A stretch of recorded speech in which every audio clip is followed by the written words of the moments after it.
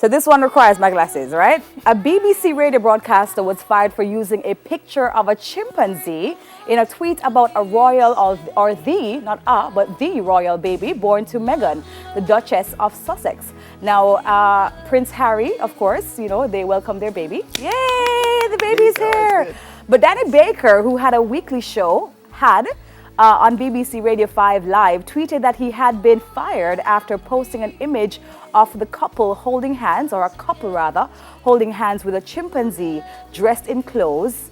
And the caption reads, "Royal baby leaves hospital." Baker, 61, said that the posting had been meant as a gag, tweeting late Wednesday that it was supposed to be a joke about royals versus circus animals in posh clothes, but interpreted it as about monkeys and race. Now, the post has since been deleted and Baker lost his job. And a whole lot of backlash. A whole lot. And a whole heap of backlash. I mean, he has said, and people have come to his defense, that he's done things like this before where he mocks certain celebrities. Gotcha. But this time around, because Meghan is involved, I believe, the race card has come to the fore because the baby being born to a black woman and Prince Harry. You can't do that. No, that's not a joke. Like, not even if you find it funny. There are a lot of things my friends and I find funny that we don't put out in the public. Yeah. So if you find something like that funny, you can't. In a platform as big as it is now, social media, Twitter, things go by very fast. Exactly. And everyone interprets it in their own way. But for this, there was no gray area where you could say, you know, maybe no.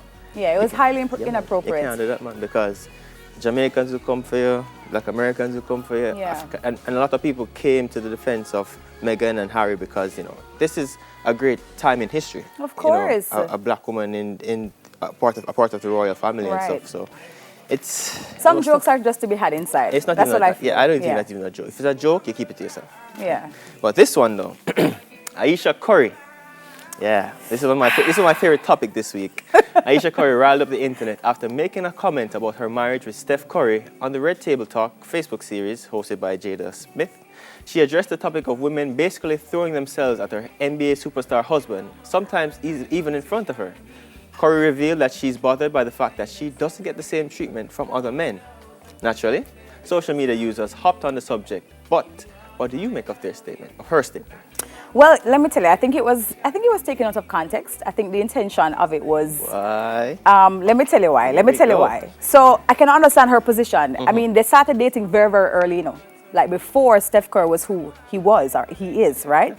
And having seen how, you know, his popularity has garnered him much attention, and I'm sure, you know, some females get very excited when they see men, even sometimes when you're on them walking down the road and you're like, oh my God, Steph! And she's just there standing up, you know, very... like a little, you know, she's just there with him, supporting him, I'm sure. All right. But sometimes I can understand it may get a little lonely, and a lot of men will respect Steph, but some women probably will not respect Aisha. And that's what I said. Yeah. I said a lot of men who don't make passes at her is because they respect her husband and what he stands for. Steph Curry is the ideal candidate when you think about the perfect role model. You know, he is good daddy. Yeah, good daddy. Provides for his family. Good husband. No rumors of him being involved with outside women. Right. He is that person, so men respect that. But I've asked a lot of women this week, those who are very close to me, and they agree with Aisha that they sometimes need to feel as if they're you need to feel needed and wanted. But and why? You know, relevant. If your husband loves you unconditionally, like, why do you need outside? It's just an added plus. Or do you like when a woman passes by and say to you, I mean, a woman outside of the person that you're with, assuming that you're with someone, I'm not sure if you're single or you are, but I'm just saying, gets a compliment like, oh, that shirt is lovely today, you know, oh, you've been working out, and they may, you know. I mean, I don't think I didn't take it as she wanted it for compliments. I think she wanted a man to hit on her, like just to say, you know, she's still attractive physically. That's how I interpreted it. Well, and my friends interpreted it the same way. Yeah, it's that too plus more. Yeah. You know, it makes her feel like she still has it, and there's nothing wrong with that. Somebody tweeted, and I say tweet a lot on social media, somebody tweeted that Aisha just needs to take a trip to Jamaica. Oh, yeah. Just take a trip to Jamaica. And that ends everything. But yeah, it's here right there. Yeah, this one is very interesting. Retired Obia man, David Williams, said he is requesting a meeting with Prime Minister Andrew Holness and the Commissioner of Police Now, Major Anthony Anderson, that is, to discuss ways in which he can assist in bringing the nation's killers to justice through his spiritual work.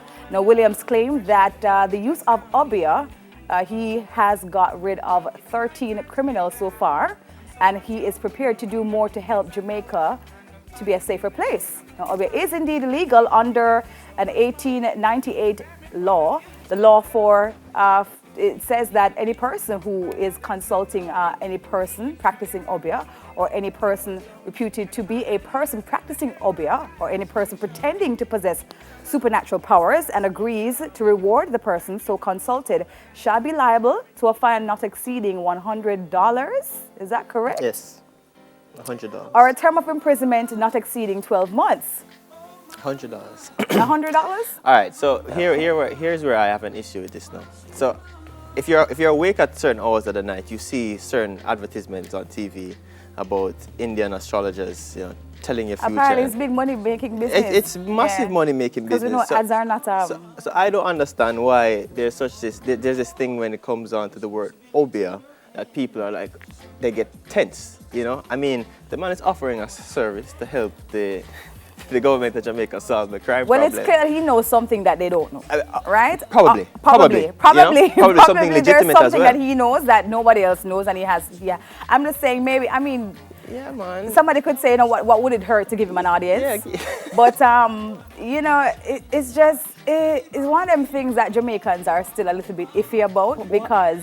Yeah, because when you think Obia, you think about, supernatural beings and this and that, and, occult worshipping and all of that. But at the same time, if we're giving platforms to other people to practice their beliefs, I think I would ask him to send it in writing first. Yeah, yes, and send a pro forma. Send it in writing first, and let us review it, and then we'll get back to you. Send a pro forma invoice. We'll just send a proposal.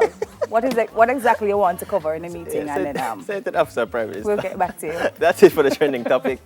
We'll be back after the break.